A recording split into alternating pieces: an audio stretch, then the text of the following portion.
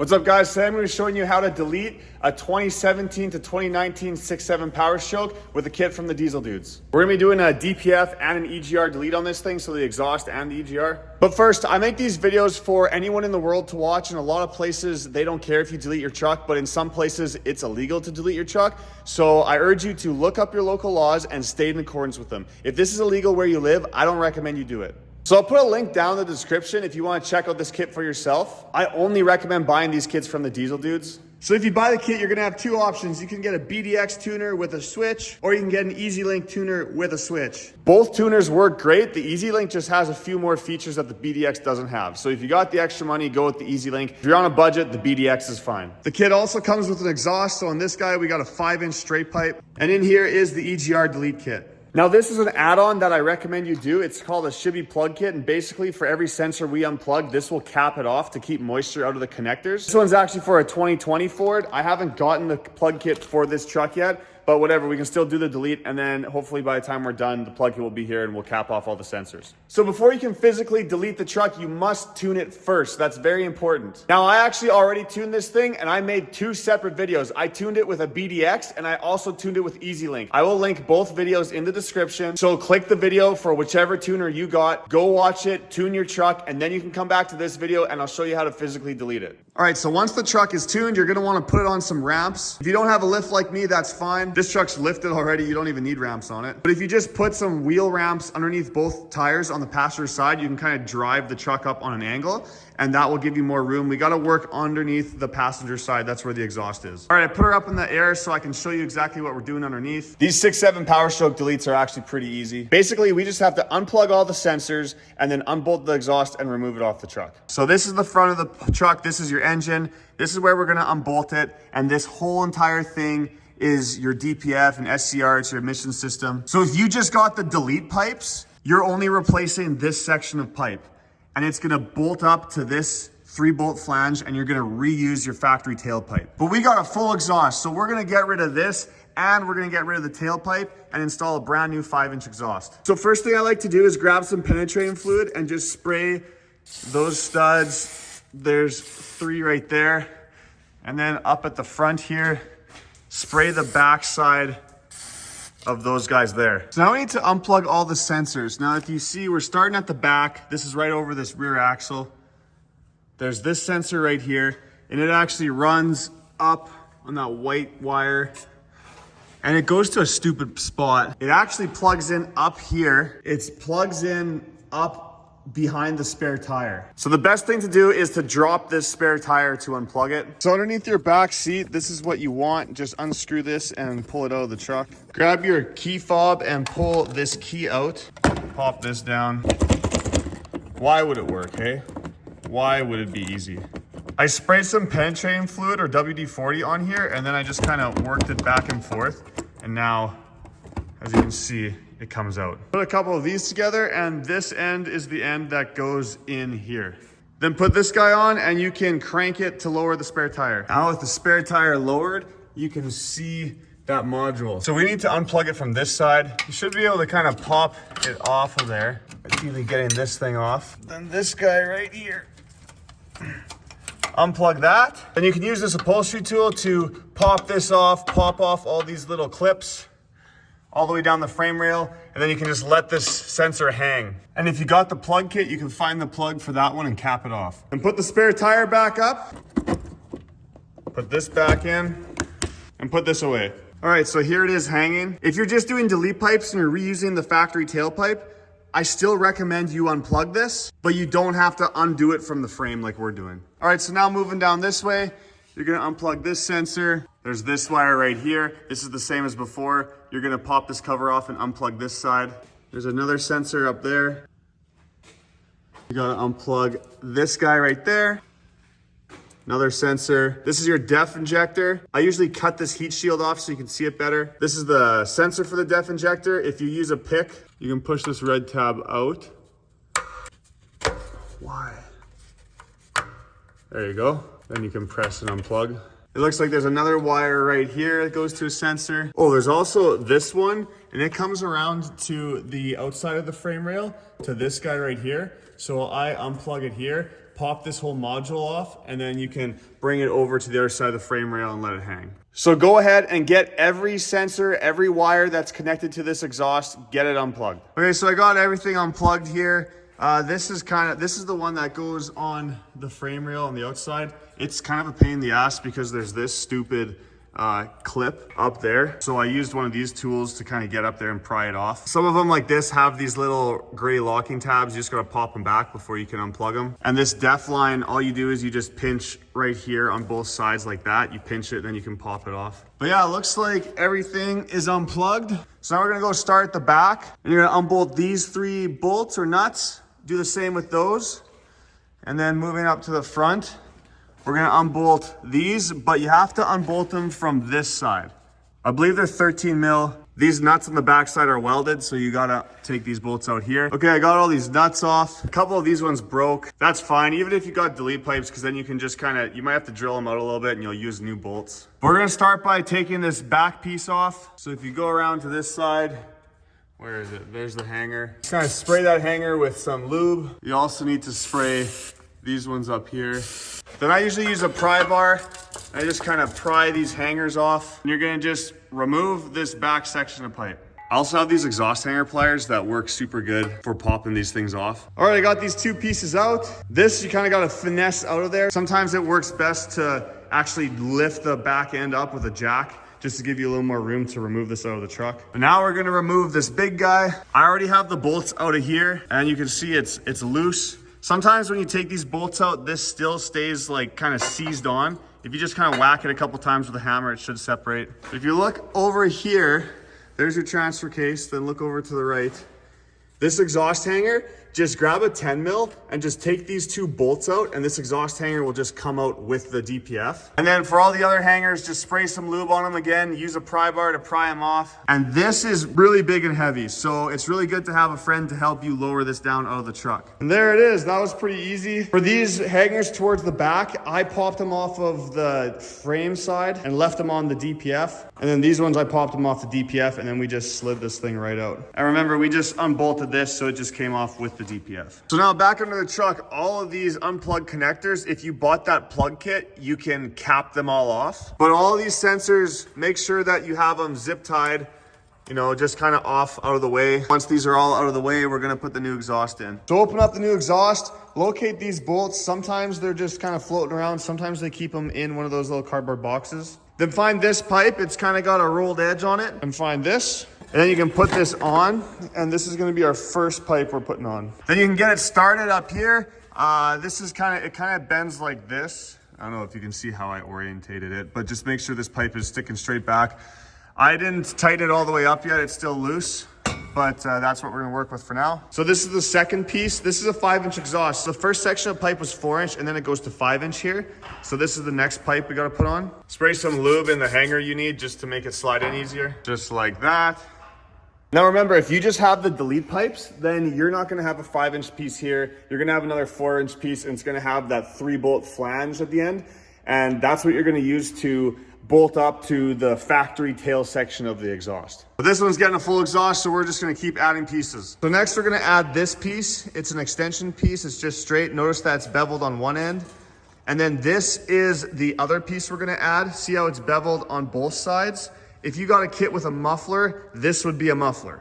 But this is a straight pipe, so that's what we get. Now they make these kits so that they'll work on a long box or a regular box. This truck's just a regular box. So most likely we're gonna have to shorten this piece, but we're gonna put it in and then see where everything sits. So I don't even think I'm gonna need this extension piece actually, because this is that straight pipe piece that's beveled on both ends. And it lines up pretty good with these where the hangers go up there. So I have this piece that goes over the axle. I put the rubber hangers on this piece, and I'm gonna put it up in place over the axle and just see if this lines up. Okay, so yeah, I didn't need this piece because I have a regular box. So here we are. I have it installed. But here's the problem. 5-inch exhausts are way bigger than the factory exhaust. If your truck has a 5th wheel plate like this, it's gonna hit up there at the top. So see the top of this Here's my exhaust. The top is hitting this fifth wheel plate. So what I usually do is I grab a marker and I just kind of mark where it's hitting. And then I pull that piece back out of the truck, and then I use a hammer just like this. And you just kind of want to put a little dent in the exhaust where it's hitting that fifth wheel plate. If you don't have the fifth wheel plate, you won't have to do this. But if you do have a fifth wheel, then oftentimes you have to just kind of dent the exhaust in a little bit so that it will clear it. It happens with literally every single exhaust brand. And there's what mine looks like. You can kind of see my black marker, and then I just dented it in. And that's just what you have to do if you want to be cool with a 5-inch exhaust and also have a fifth wheel. Okay, so I got this piece in, and I actually put the tail section on as well. What I noticed is that when you put this piece into the tailpipe, it will actually pull it down a little bit. So before you hit that with a hammer, you could try to see if putting it in here will pull it down enough so that it clears that fifth wheel plate. But anyways, now you can come back to the front. You can tighten this up, grab the clamps, and you can put the clamps on. This one will be a 4-inch clamp, and then the rest will be 5-inch. All right, and there it is. Nice and tight. No rattles or nothing. So I got that clamp on, moving down, another clamp, another clamp, another clamp, and then we tighten this up. So now start the truck and go underneath and just feel all of these joints and just make sure that you don't have any exhaust leaks, and then you're done the exhaust. I will be doing a review video on this kit when it's all done. We're also gonna run it on my dyno so we can see the power difference. I dynoed it before when it was stock so we could see how much power it made, so we can really compare to see the difference now that it'll be deleted. But holy, that sounds good. So now it's time for the EGR. But really quick beforehand, if you find these videos useful, if they help you out and you want to show a little bit more support, go to darkirondiesel.com and check out the merch. I got hoodies, I got hats, I got t-shirts. Right now I'm actually doing a Halloween drop for the month of October. I create these videos full time, so anything you guys can do to support me helps me out tremendously. Anyways, let's tackle the EGR. So technically you don't have to remove the EGR. You can just delete the exhaust and leave the EGR on the truck, but you have to unplug 3 things. The first is this EGR valve, which I already have it unplugged. The second is this little vacuum thing. I don't know what it is. And then the third, I haven't unplugged it yet, but this is your throttle valve. This is the module for it. And if you look down here, that plug right there, we need to unplug that as well. I usually use a couple flathead screwdrivers to pop the little retainer out and then press the tab and use another screwdriver to pry it off. When you unplug this throttle valve, I usually just tuck the cable underneath, and then you can see right there, I just zip tied it out of the way so it doesn't get caught in the fan. So make sure you unplug those 3 plugs and then you're good to go. But if you want to be a rock star like us, we're going to actually remove the EGR off the truck. So this is actually a pretty easy procedure, except for there's that bolt down there and then the one on the other side right there. The bolts that hold this pipe down there, they tend to break. But if you soak them down with like a penetrating fluid, then you have a better chance of removing them without breaking them. So get in there and just get them nice and soaked on both sides. Soak this sensor down too, because we're gonna try to remove it. If you do end up breaking one of those bolts, it's not the end of the world. You can remove the 10mm bolts that hold this intake on, and then you have a lot of room to drill and tap them with new bolts. Anyways, the first thing we're gonna do is we're going to drain the coolant. There's 2 reservoirs on this truck. There's one on the passenger side, one on the driver's side. We're only gonna drain the driver's side. So looking underneath the truck, up on the left side here, right up there, that's the coolant plug. They only turn about 180 degrees. You kind of turn it 90 degrees, and then you pull it out and turn it another 90 degrees. That's it. They don't just thread in. They just turn like a half a turn, and then they should come out. So we're draining, but if you take this rad cap off, it will drain a lot faster. All right, so first thing we're gonna do on here is we're going to connect this line to right there. This piece right here, we're gonna get rid of. So grab some side cutters or something and just kind of cut this clamp off and that clamp off. It should look like this, and we're just gonna connect these 2 together. So grab the hose clamp from the kit, slide it on here, and then put it together. And you can pop it out of here just to give you a little more room. So it should look like that. And then this, just remove this hose clamp and get this hose out of here. Now remove this air intake pipe. Now remove this whole air filter housing. Pop this red tab back and you can unplug this. I think you gotta unclip this from the side. Take these 2 bolts out and then you should be able to pull this thing right out. Now you can remove this pipe. It's got 2 8mm bolts here, 1 there, and then the 2 down there that we wanna be careful not to break. I usually use an impact on a lower setting and I'll kind of work it back and forth. I'll thread it out a little bit. I'll spray it with some more penetrating fluid. I'll thread it back in, and I'll do that a few times, just in and out, in and out, in and out, and then hopefully it comes out without breaking. And to give yourself a little more room, I took this coolant line off of here. Just be careful not to break that. And I'm just gonna tuck this around on the passenger side to get it out of our way. That bolt came out nice. That other one on that side's getting tight. So I was able to loosen it a little bit, and then I sprayed it with more penetrating fluid. Now I'm just gonna work it in and out, and hopefully it comes out without breaking. That was a nail biter, but we got it out. If these ones break, it doesn't matter. It's these ones you wanna worry about. But I got them both out, and they didn't break. It's all about patience and just doing it the right way. Don't rush it. Even if you wanna loosen it a little bit, work it a couple times, leave it out a little bit, spray it down with penetrating fluid, go eat supper, and then come back, try it again. That'll save you a headache. So now while this pipe's still in the truck, let's try to break this sensor loose. It's easier to do it when it's in the truck than when it's not. Ideally, we're gonna put this sensor into this blocker plate, but a common problem is that these sensors are seized in there, and like this one, I've rounded the edges. I even used a crowfoot that's the right size, and it still didn't come out. So I'm not gonna be able to pull that out because I'm not even gonna worry about fighting with that anymore. We're just gonna have to kind of plug this off somehow. So anyways, if you were able to loosen it, great. If not, doesn't matter. We still have to unplug it down here, and then we're going to remove these 4 bolts and pull it out. So now find this blocker plate and a couple new Allen bolts. Make sure that O-ring's in there nicely. Clean up the surface on here, and you can install that blocker plate. Okay, that's on. Now I want to install the blocker plate down there just because I'm scared of dropping something into the engine. You're going to have to reuse that gasket. Like I said, if you were able to put this sensor into here, it's not crucial if you can't do that. I believe you can monitor EGTs through the Lynk app with that sensor, but by not putting the sensor in, you're not losing anything. Like the truck will still run fine. So you can try to find a bolt that will thread into there, but honestly, I'm worried it's just gonna leak anyways, so I'm just gonna weld mine. I'm literally just gonna drop a bolt in here and then just weld a bead around it. Well, I'm a firm believer of it ain't stupid if it works. The Amazon welder strikes again. So make sure your gasket's in place, and then we are going to bolt that blocker plate down. All right, blocker plates are done. Now we're gonna remove this coolant line just to give us more room. So you have to push on both sides of those white tabs, and then you can pop this off. These pliers work great for that.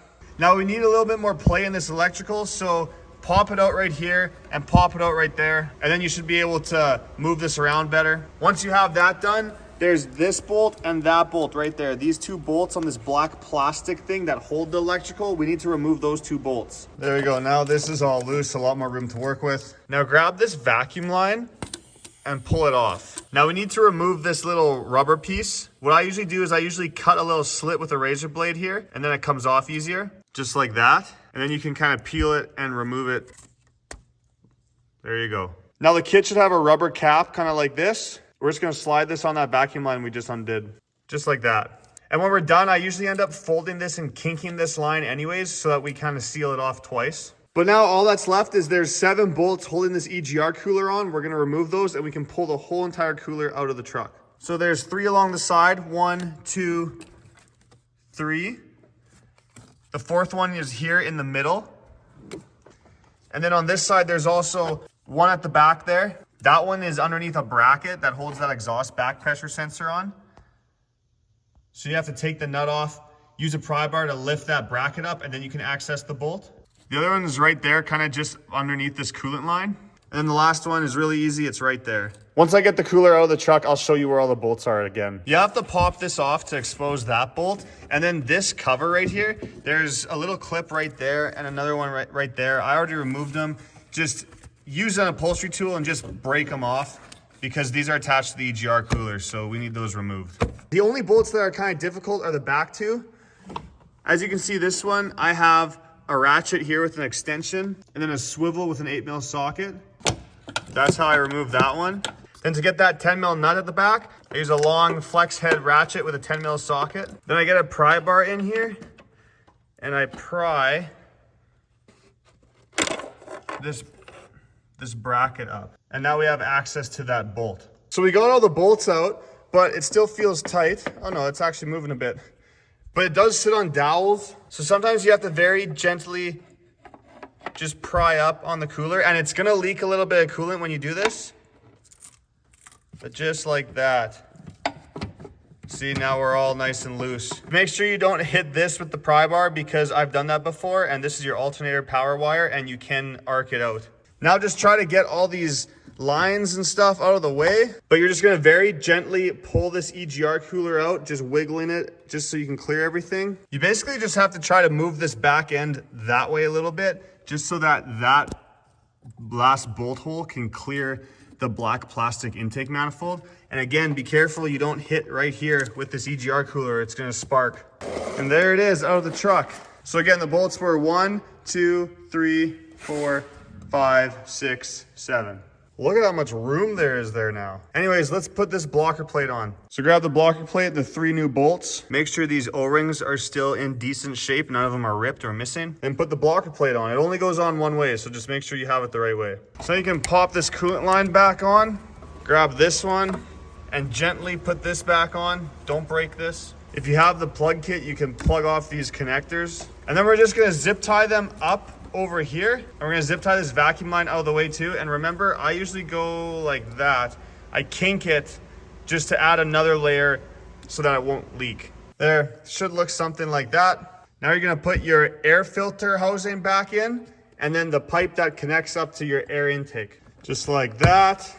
Now make sure you go underneath and tighten your drain plug for your coolant. And then you can put your coolant back in here, or maybe you're using new stuff, whatever you're doing, fill it up with coolant. Once you have it topped up with coolant, you're gonna run it and you're gonna check the truck for leaks. As long as you have no leaks, you're gonna take it for a test drive. You're gonna get it up to temperature. The highway is the best place to do that if you can get it up at high RPMs for a while. Then come back to the shop, check your coolant level again, because there's a good chance it drops. Once you get all that air out of the system, the coolant level will go down and you might have to top it up. But other than that, like, that is it. It's really not that hard of a job. And again, this kit is linked down in the description. Go check it out. The Diesel Dudes are an awesome company, and it is an affiliate link. So if you do buy something through the link, I make a small commission. That's just how I afford to live. Stay tuned for the review video where we're gonna dyno this thing. I'll post it a week after I upload this video. Once it's uploaded, I'll put a link in the description. Go to darkirondiesel.com, get yourself some super sweet merch. Follow me on Instagram at darkirondiesel, and thank you so much for watching. I hope you enjoyed the video, and I hope to see you on another one soon. I can't take no loss. I don't even know what it costs. I hit the